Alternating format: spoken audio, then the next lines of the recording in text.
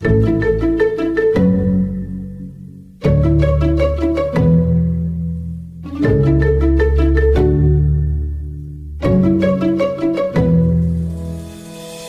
to Business Better, a podcast designed to help businesses navigate the new normal. I'm your host, Steve Burkhart.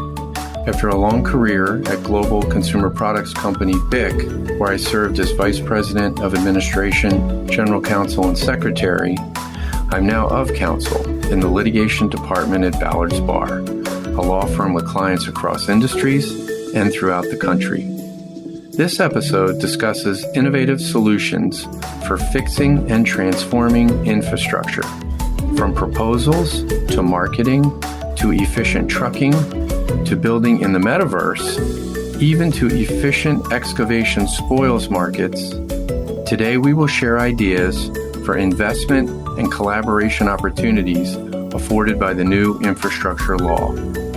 Leading this discussion is John Smolen, a partner in our Baltimore office.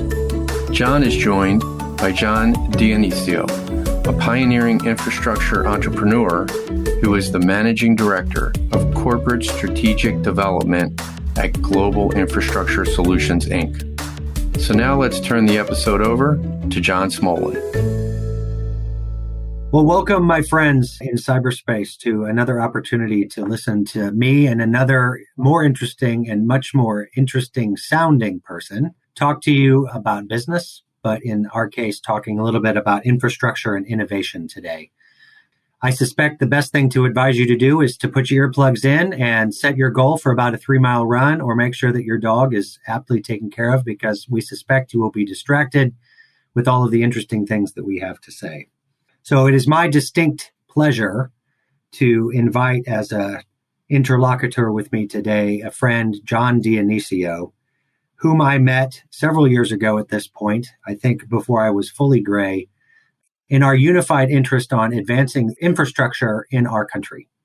John is a lion in the infrastructure space, and he continues to roar, moving into places to really think deeply about our topic today, which generally involves infrastructure and, more importantly, innovation in the infrastructure space. I'd like to introduce our listeners to John Dionisio. John, welcome to cyberspace. Thank you very much, John. It's an absolute honor and pleasure to be here. I did not know that you would be referring to me as a lion. I'm humbled by it. I'm excited to have my 5-year-old listen to that. He'll love it.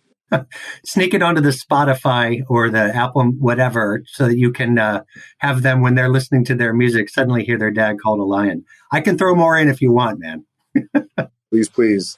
John, if you could tell us a little bit about, what you're doing with yourself now in the infrastructure space, and particularly as relates to the great things you're doing in innovation. Well, thank you, John. I work for a company called Global Infrastructure Solutions, Inc. We shorten that to GISI for convenience. And GISI is a family of 13 operating entities that serve the built and social environments. The company was created, about 4 years ago by industry legends, or real lions, who know the ins and outs of the infrastructure services business.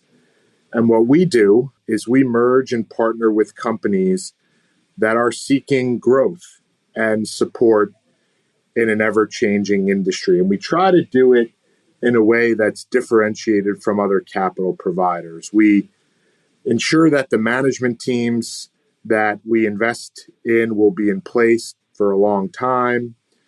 We allow the companies that we invest in to remain the custodians of their own brand, something we feel very passionate by. And we also promote the value of employee ownership every time we merge or partner with a company. Specifically, I lead corporate development for GISI, and I'm thrilled that that's an all-encompassing responsibility that involves a great amount of M&A, but also strategic planning to ensure that we are on the top of trends, including things like innovation. So with that, John, it's no secret that there's ample room in the infrastructure space and a national focus these days on how to avert some of this reactionary recovery strategy that seems to permeate, and let's get infrastructure right. And I think getting infrastructure right involves using new tools to solve old problems. And I think also in part involves understanding the new problems that we didn't quite understand before. And so my own personal views on innovation is it's not the Latin in the word means new. The new is a multifaceted new. It's again, new solutions to old problems, but also new solutions to new problems or newly understood problems, as I said. So I'm curious, John, what is your view on when you're positioning with yourself and with your partners on what an innovation is, what innovation is for, and why we should be paying attention to that and advancing it, particularly in our infrastructure space?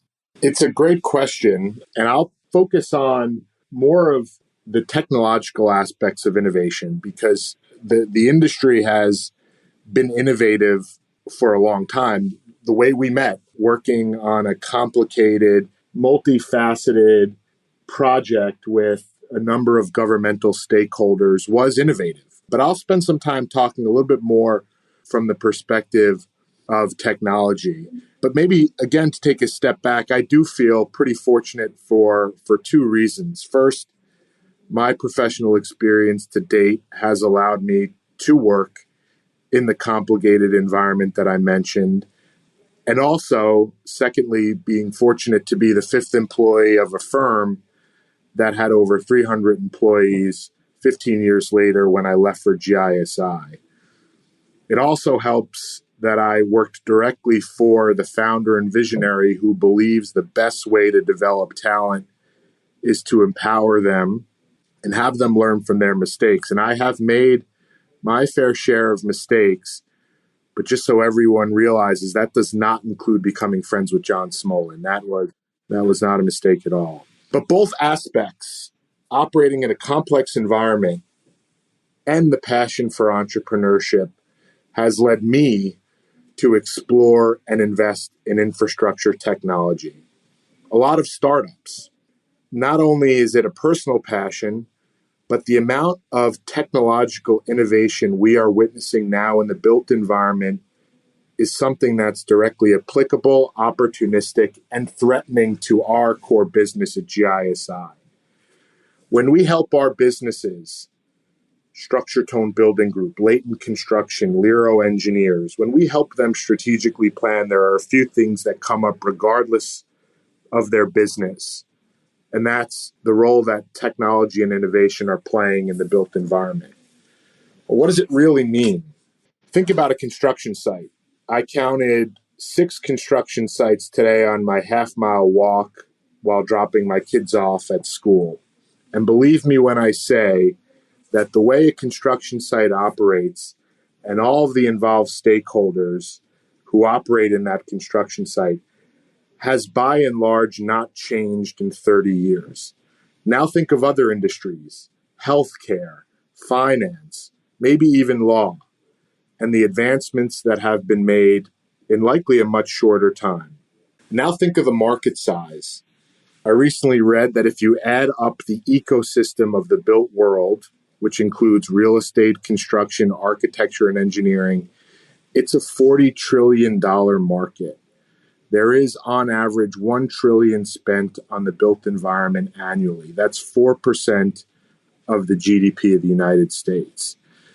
Therefore, we're speaking of one of the largest, most untapped markets for technology in the world. And what is happening as a result is a tremendous amount of new companies being created by entrepreneurs or larger businesses to help transform the environment. In fact, in the first half of 2021 alone, $2.1 billion was invested in construction technologies that make projects more predictable, that make them safer, more environmentally friendly, longer lasting, that solve labor shortages, etc. And so now overlay GISI. We're a company with nearly $10 billion in revenue and soon to have over 6,000 employees, the majority of whom are engineers, construction managers, social scientists, and program managers who are working every day to solve challenges that affect the millions. These professionals, these men and women, are operating in an environment where they themselves are the best arbiters to determine whether a technology could work or not. They're the practitioners. And all I'm trying to do at a very small scale is layer on 15 years of investment discipline and some capital to help these ideas flourish. It seems to me, John, with that perspective, you were down in the weeds with us, as it were, and then you have now the opportunity to float above and see how, while those colleagues of yours are working, what little change might make a big difference when you're going in a $1 trillion market. Maybe you have a couple examples of some innovations that you have found have made what might seem like a modest change having a large impact on how business is done in our infrastructure projects. It's a great question, and there are many ideas that come to mind. When you start scratching the surface on built environment innovation, you're immediately impressed by the potential. Advanced robotics, modular technologies, digital twin, AI, smart buildings, blockchain applications, the metaverse, John, the metaverse. You hear all about it. How are procurements go in the metaverse, John? Do they go swiftly? They're transparent. They are very transparent. No, but it's easy to get lost. It's easy to get lost in the world. And with the time that I've dedicated to really this hobby to invest in technology, I focused a little bit on simpler yet elegant technologies. The ideas, as you say, that aren't turning the industry upside down, but improving the value chain. I'll give you two examples. One is a group of great folks called Project Mark. That's a business that makes construction marketing easy, professional, and affordable. As many know, listening to this, infrastructure by and large is a low-margin business, and many mid-market contractors and consultants who are critical participants in the infrastructure value chain don't have robust marketing teams to deliver flashy and timely proposal. So enter Project Mark. They've created a safe and secure online tool to allow technical firms with limited means customize their marketing efforts without really breaking the bank. Again, very simple. Another group I'd say is a company here in New York called Soil Connect. Soil Connect. Soil or dirt is not really the most interesting thing to speak through, but it is interestingly inefficient. No matter what you're building, a school, a hospital, a factory, any job site needs to excavate. You either need dirt or you need to get rid of it. And today the process is extremely inefficient. Sellers don't know all the buyers that are in the market to transact. Transportation is costly. And so what these folks have done is create a platform that enables the users to transact in a more transparent environment, to allow for shorter distances between the person who needs the aggregate to the person who has it, which saves time and money, and most importantly, the environmental impact of less truck traffic. And the list goes on. I mean, there's a laundry list of things that I'm thinking about or we're thinking about as a business that will improve the way that we operate. Those are fascinating ideas. And I mean, we are on a podcast, and at this point, somebody is probably taking their first 15-second walk on their jog to sit there and contemplate whether or not soil is interesting. I think it's interesting when some of the conventional solutions are to make a big pile and save it for later, and then it gets overgrown and becomes a sledding hill. But now it's an efficient use where you're not doing borrow sites from other places when there's existing soil somewhere and a technological solution that helps you access it. That solves real problems in real time and with real infrastructure results, most notoriously, if I may, add to your point about simple and elegant, freeing up what was a mound of dirt for further development or maybe another park. Seems to me that the propagating effects of the simple solutions create not only inefficiencies, but more opportunities. Would that be your view, John? Yeah, perfectly said. Perfectly said. So my role in this discussion was in part to say that the technological solutions really invites a philosophical discussion about technology. And that's a podcast unto itself, probably somewhere on your podcast feed in the philosophy section. But there are any number of technologies that are coming back to bear just in terms of the overall delivery of the infrastructure. A couple of them that came to mind was in the not too distant past, it was floating through the trade press of a solar field that has been placed on top of some of the arroyos and canals in California as a means by which to power some of the electrical water management systems on the West Coast, which, as we all know, is in the throes of a pretty big drought. The last time I read it was a 1,200-year thing. So another example, micro turbines that are worked on sites to help alleviate some of the load that could happen for a given building project. For the cost of a micro wind turbine, you actually end up dampening out, no pun intended, your electric load. These are technology solutions that go back to when people were using windmills to grind, meal, when they were using the sun to dry their tobacco or whatever. So I have ideas, John. How does it work in your space where I have an idea and then I want to come to you and how that idea demonstrates itself? Is this an interaction on relationships? Is this paying attention to trends? Give our listeners a little insight about how it is that you come to understand how to advance these things. Yeah, well, there's two ideas that a listener should not be ashamed to pick up the phone and call about. Number one is really, again, our core business that I mentioned at the top of the call. We merge with businesses that have been around for a while. We look to help existing construction management and engineering businesses, et cetera, grow while maintaining the identity that they have so successfully built. As we start thinking about not only investing in these companies, but also investing in the technology and think about the capital that we have to allocate towards that, the door's wide open. It's in an environment where the war on talent is being waged every day. The effects that technological innovations have on our workforce, the excitement that it brings for folks to think about ways to improve their day-to-day is worth discussing anything that someone thinks is transformational. So just pick up the phone or call or meet you in the metaverse. You're going to be the handsome guy in the metaverse, right? Probably sitting next to an imaginary pool.